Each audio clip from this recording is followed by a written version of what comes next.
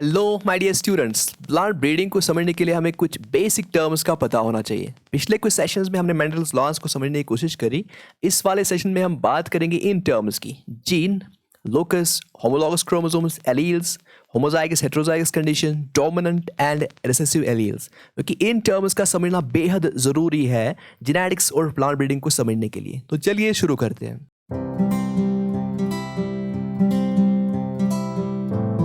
तो शुरुआत करते हैं हम एक सेल से। तो सेल जो होती है इसमें बहुत सारे ऑर्गेनेल्स होते हैं और एक इम्पॉर्टेंट जो ऑर्गेनेल होता है वो होता है सेल में न्यूक्लियस। और न्यूक्लियस में बहुत सारी चीज़ें होती हैं, लेकिन सबसे इम्पॉर्टेंट चीज़ होती है वो होते हैं क्रोमोसोम्स। और क्रोमोसोम्स में होता है डीएनए। जो ये डीएनए होता है ये बना हुआ होता है न्यूक्लियोटाइड्स का। तो इसका जो डिटेल स्ट्रक्चर है वो हम इल्यूस्ट्रेट करने की कोशिश करेंगे आने वाले कोर्स में, जिसका नाम होगा मॉलिक्यूलर बायोलॉजी। लेकिन यहाँ पे हम कोशिश करेंगे जीन को समझना। जीन इसी डीएनए का वो पार्ट होता है जो किसी पॉलीपेप्टाइड या प्रोटीन के लिए कोड करता है। तो मान के चलिए कि ये जो डीएनए यहाँ पे आप देख रहे हैं इसमें बहुत सारे जीन्स हैं और हर किसी जीन का अपना अपना एक फंक्शन होता है। तो यहाँ पे मैं आपको ये साथ साथ बताता चलूँ कि ये जीन की क्लासिकल डेफिनेशन है, लेकिन प्लांट ब्रीडिंग को समझने के लिए एक वर्किंग डेफिनेशन है। इनको असल में डिफाइन करना बहुत ही मुश्किल है, क्योंकि साइंटिस्ट में अभी भी कोई कॉन्सेंसस डेवलप नहीं हुआ है when it comes to defining gene. Molecular biology के कोर्स में हम डिस्कस करेंगे जीन कॉन्सेप्ट, लेकिन फिलहाल आप यही डेफिनेशन याद रखिए कि जीन डीएनए का वो पार्ट होता है जो किसी पॉलीपेप्टाइड या प्रोटीन के लिए कोड करता है। अल्टीमेटली जो वहाँ से प्रोटीन्स बनते हैं वही जिम्मेदार होते हैं डिफरेंट कैरेक्टर ट्रेट्स के लिए। जैसे किसी की आंखें काली, किसी की ब्राउन, तो उनके लिए रिस्पॉन्सिबल होते हैं यही जीन्स। तो चलिए, जीन्स का तो हो गया। एलील्स और लोकस को समझने के लिए पहले ये देखते हैं कि डीएनए जो होता है ये क्रोमोसोम्स की शक्ल में क्यों पैक्ड होता है। जो डीएनए की जो लेंथ होती है वो बहुत ही ज़्यादा होती है एंड इसको एक छोटी सी सेल में अकोमोडेट करने के लिए डीएनए को कंडेंस होना पड़ता है। कुछ प्रोटीन्स जिन्हें हम हिस्टोन प्रोटीन्स के नाम से जानते हैं उन पे डीएनए को रैप किया जाता है और फिर फर्दर कंडेंसेशन से क्रोमोसोम की शक्ल इख्तियार करता है डीएनए। क्रोमोसोम का जो डिटेल स्ट्रक्चर है वो हम आगे देखेंगे, लेकिन यहाँ प्लांट ब्रीडिंग को समझने के लिए क्रोमोसोम का इतना विजुअलाइजेशन होना काफ़ी है। तो चलिए, अब जो डिप्लॉयड ऑर्गेनिजम्स होते हैं जैसे ह्यूमंस हैं उनमें क्रोमोसोम्स पेयर्स में होते हैं। फॉर एग्जाम्पल ह्यूमंस जो होते हैं वहाँ पे 46 क्रोमोसोम्स होते हैं, तो ऑर्गेनाइज्ड होते हैं 23 पेयर्स में। यहाँ पे एग्जाम्पल लेते हैं एक पेयर की। मान लीजिए 23 पेयर्स हैं ह्यूमन क्रोमोसोम्स। यहाँ पे एग्जाम्पल लेते हैं एक पेयर की। इस पेयर का एक जो क्रोमोसोम है वो आया है मेल पेरेंट से और दूसरा जो क्रोमोसोम आया है इस पेयर का वो आया है फीमेल पेरेंट से। एक क्रोमोसोम जो है वो यहाँ से आया है पापा जी से, बड़ी मूंछों वाले ऐनक लगा के वाले फादर। दूसरा जो क्रोमोसोम आया है वो आया है इनसे, आपकी मदर से। जो पेयर्ड क्रोमोसोम्स होते हैं उनको हम बोलते हैं होमोलॉग्स या फिर होमोलॉगस क्रोमोसोम्स।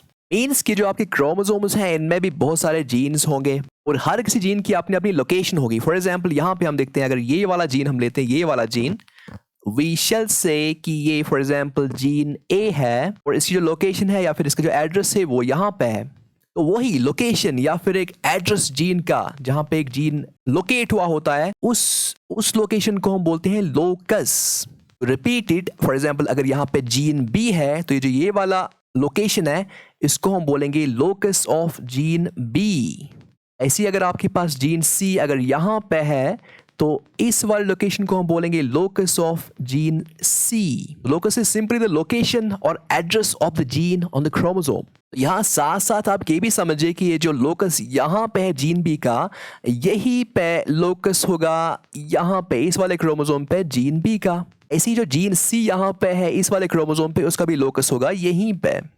अगर हम कंसंट्रेट करें फॉर एग्जांपल इस वाले लोकेशन पे या फिर इस वाले लोकस पे, यहाँ पे फॉर एग्जांपल जीन बी है, इस क्रोमोसोम पे भी जीन बी है और इस क्रोमोसोम पे भी जीन बी है, लेकिन जो जीन्स हैं दो क्रोमोसोम्स पे, दो होमोलॉगस क्रोमोसोम्स पे, they may have some differences between them. Means दो होमोलॉगस क्रोमोसोम्स पे एक ही लोकेशन पे दो डिफरेंट वर्जन्स ऑफ जीन्स होते हैं, इन्हें हम एलील्स कहते हैं।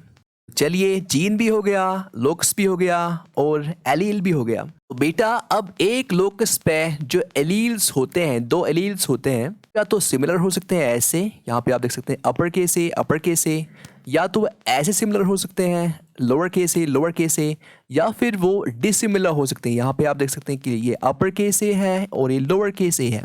कन्वेंशन, हम अपर केस जो लेटर होता है ये हम यूज़ करते हैं for dominant allele. By convention we use lower case letter for recessive allele. चाहे दोनों एलील्स जो है वो डोमिनेंट हो या फिर रिसेसिव हो, अगर वो सेम है इस कंडीशन को हम बोलते हैं होमोजाइगस कंडीशन। अगर एक लोकस पे जो 2 एलील्स होते हैं वो अनआइडेंटिकल हो, जैसे यहाँ पे आप देख सकते हैं एक अपर केस से है और एक लोअर केस से है, इस वाली कंडीशन को हम बोलते हैं हेटेरोजाइगस। यहाँ हम पूरे ऑर्गेनिज्म की बात नहीं कर रहे हैं, क्योंकि एक ऑर्गेनिज्म में या फिर एक सेल में बहुत सारे जीन्स होते हैं। So we can call it homozygous for gene A और heterozygous with respect to gene A. तो अब सवाल ये पैदा होता है कि कोई एलील जो होता है वो डोमिनेंट क्यों होता है और कोई दूसरा एलील जो होता है वो रिसेसिव क्यों होता है। तो ये एक बहुत ही कॉम्प्लिकेटेड क्वेश्चन है और उसका जो आंसर है वो भी बहुत ही कॉम्प्लिकेटेड है। इसके एक ही आंसर नहीं है बल्कि बहुत सारे आंसर्स हैं। तो इन नटशेल हम ये कह सकते हैं कि जो आपका डोमिनेंट जो आपका एलील होता है it codes for a functional protein और पॉलीपेप्टाइड, और जो आपका रिसेसिव जो एलील होता है it codes for non functional और डिफेक्टिव प्रोटीन। वाई इसका एक्सप्रेशन डोमिनेंट रहता है over this. That was all for today. आगे हम देखेंगे genotype and phenotype. Thank you.